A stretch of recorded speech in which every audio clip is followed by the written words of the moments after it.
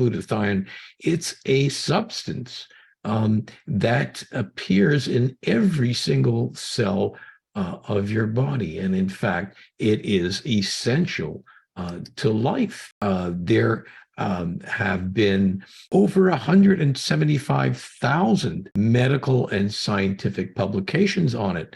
Just to put that into context, if you go to PubMed, which is the major repository of scientific articles written in the world, you might find 40 or 50,000 on vitamin C and maybe 60,000 on vitamin E, but there's over 175,000 on glutathione, which is more than vitamin C and vitamin E put together. So certainly has drawn a huge amount of attention from the scientific world. And this is now increasingly making it into the lay literature, into the internet, into websites.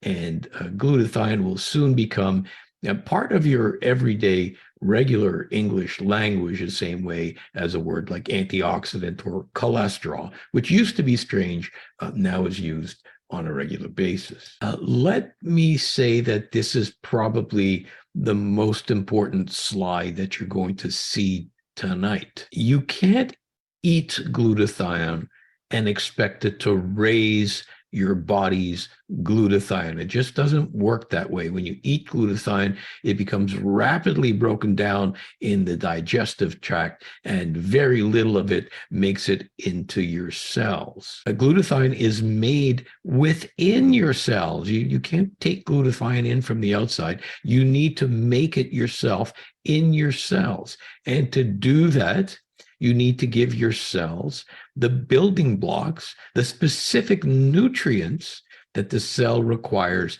to make glutathione itself, something that we call precursors. So if you remember any slide tonight, remember this one. And where do we get these precursors? Well, if you look up at one of these two books, you see those two blue books there. One is the CPS, a Compendium of Pharmaceutical Specialties from Canada. And the other book is called the PDR, the Physician's Desk Reference. This is a similar book in the United States. And one of these books will sit on the desk of every single doctor and every single pharmacist in North America. And this is where a doctor or a pharmacist will find drugs that a doctor can write a prescription for. Now, in the section that starts with I, you will find something called Immunical, which is not a drug, it's a natural product. And it's written up the same way as a drug would be, with indications, contraindications, clinical pharmacology. And Immunical is actually a very specially prepared whey protein isolate. The other precursor that you'll find in these one of these books is NAC, N-acetylcysteine, which is a drug that we use in the hospital. You can find it at a natural health food store. It's an excellent glutathione precursor, but it does have some problems. It has a short half-life, so you need to take it several times during the day, and it does give you side effects. So these are the only two glutathione precursors that you will find in these two books. What about intravenous glutathione? Well, intravenous glutathione does in fact work, but it also has a problem of hanging around really for a very short period of time. It lasts literally only for minutes. This is a paper that shows that the half-life of intravenous glutathione is around 20 minutes. Other papers show that it's much less than that. On YouTube, you can see some rather fantastic videos. For example, Parkinson's patients that receive intravenous glutathione. They're brought in on a wheelchair, all hunched over, and after receiving IV glutathione, they get out of the wheelchair and start walking around nearly normally, which is fantastic. The problem is, by the time they get back home, they're back in the wheelchair, not any different than they were before. So it doesn't last very long.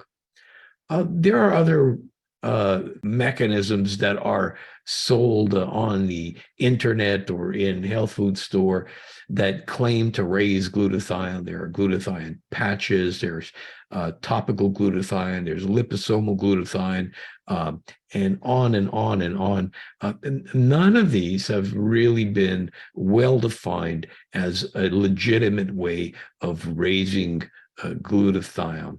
There are some articles that look at inhaled glutathione.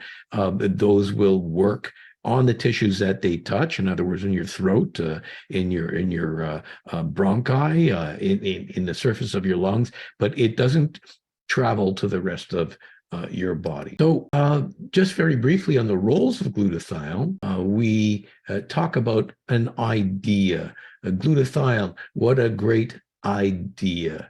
What does IDEA stand for? Well, the I stands for the immune system. The D stands for detoxification. E stands for energy. And A stands for antioxidant. If you could remember these four letters, then you understand probably 90% of what glutathione does in your body. Let's look at these in turn. I for the immune system. The people with low glutathione levels have immunocompromise by definition. People with high glutathione levels can optimize their immune response. So think of glutathione literally as food for the immune system. D for detoxification. Well, this is how we detoxify things like cigarette smoke and automobile exhaust and pesticides and herbicides and heavy metal. I tell people that next to water, glutathione is our most important detoxification substance. E, we could look at energy. We probably will do a complete webinar just on how glutathione maintains energy, both on a full body level and on a molecular level. And finally, glutathione is referred to as the master antioxidant. And the reason it's called a master antioxidant is that none of the known antioxidants, and we know between 2,000 and 4,000 different antioxidants, none of the antioxidants, including vitamin C and vitamin E, can work without the presence of glutathione. So you remember these four things, then you're way ahead in the game of understanding glutathione.